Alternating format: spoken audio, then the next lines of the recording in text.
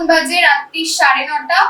তো আমি আজকে বানাবো একটা স্পেশাল ডিশ, সেটা হচ্ছে দেশি মুরগির ঝাল।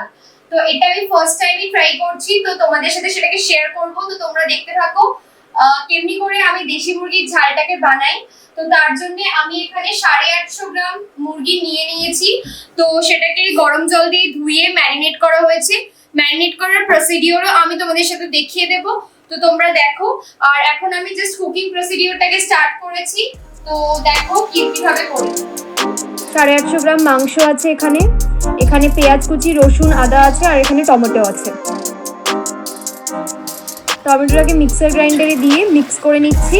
2 কোয়া মতন রসুন আছে, আদাটা নিয়ে নিলাম, এবার এটা পেস্ট করবো মিক্সারে।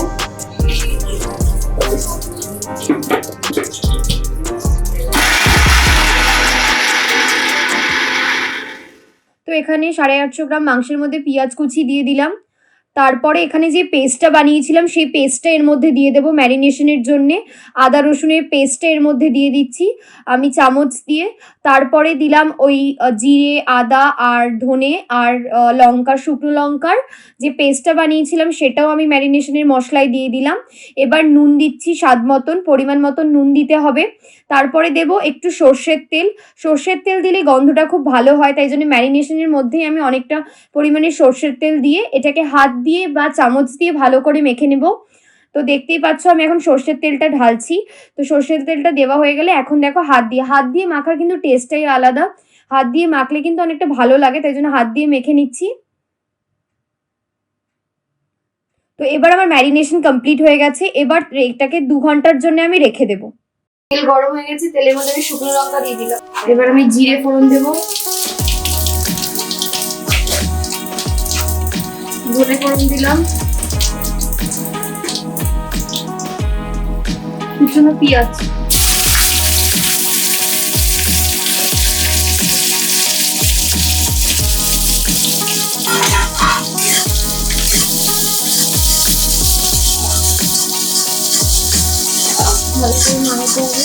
পেঁয়াজটা যখন লাল হবে, দেখতে পাচ্ছ লাল হয়ে গেছে, তারপরে আমি টমেটো পিউরিটা অ্যাড করলাম।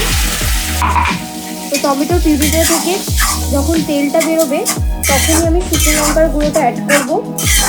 তো এখন দেখতেই পাচ্ছ কি যে এটাকে কষাতে হচ্ছে। তো তারপরে আমি শুকনো লঙ্কার গুঁড়োটাকে অ্যাড করলাম। তারপর গোলমরিচের গুঁড়ো দেব।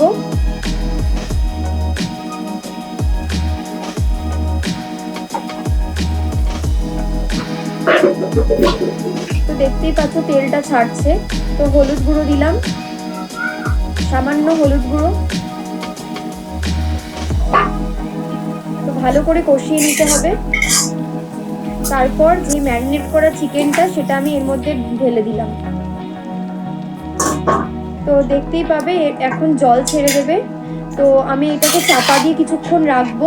তারপরে আমি আবার খুলে দেখবো কি যে কতটা চিকেনটা কুক হলো।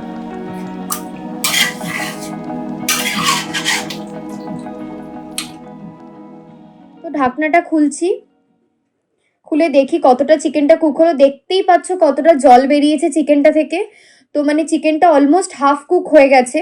তো আমি কিন্তু একটু জলের মধ্যে দিইনি, তোমরা তো দেখলেই যে আমি একটু জল দিইনি, চিকেনের জলটাই কিন্তু বেরিয়েছে। তো এর মধ্যে আমি ধনেপাতা কুচি দিচ্ছি আর লঙ্কা কুচি দিচ্ছি, লঙ্কাটাকে কুচিয়ে দিচ্ছি আর ধনেপাতা কুচিয়ে দিচ্ছি। তো তারপরে আমি নাড়াচ্ছি আরও। তো কষিয়ে নিতে হবে। দেখতেই পাচ্ছ কতটা তেল ছেড়েছে আর জলটাও কিন্তু অনেকটা। তো জলটা শুকিয়ে নিতে হবে একটু, না হলে কিন্তু টেস্টটা ভালো লাগবে না। আর অলমোস্ট চিকেনটা কিন্তু কুক হয়ে গেছে। তো আবার একটু চাপা দিয়েছিলাম, তো চাপাটা খুলে আমি দেখছি কি যে কতটা চিকেনটা হয়েছে। পুরো কিন্তু কমপ্লিট হয়ে গেছে চিকেনটা, অলমোস্ট ডান না পুরোটাই ডান। তো আমি রুটির সাথে এটা খাওয়া যাবে। তো আমি রুটি নিয়ে নিয়েছি আর চিকেনটা নিয়ে নিয়েছি। তো আমার আজকের রেসিপিটা কমপ্লিট। তোমরা একবার খেয়ে বলবে কি যে কেমন হয়েছে এবং বানিয়ে নিও। আমি রেসিপিটা পুরোটাই তোমাদের সাথে শেয়ার করলাম, আমার কিন্তু ভীষণ ভালো লেগেছে। তো পছন্দ হলে একটা লাইক করে দিও আর চ্যানেলটাকে সাবস্ক্রাইব করে দিও। I'm like a mess, and you tell me to confess,